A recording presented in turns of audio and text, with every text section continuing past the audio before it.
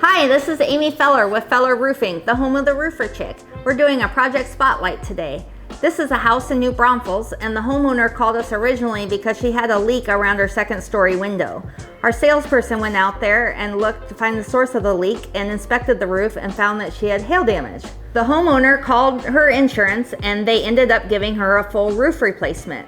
Now, originally she had a dimensional shingle already, but it was old, about 25 years old, and it had a lot of algae stain, which actually can be cleaned, but with the hail damage, it needed to be replaced.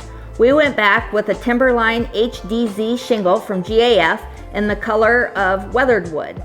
We also, you can see that we installed GAF underlayment. This is a synthetic underlayment called Felt Buster. After we tore off the old roof all the way down to the decking, we saw that some of the decking was damaged and we replaced it with new decking and then went over it with her new roof.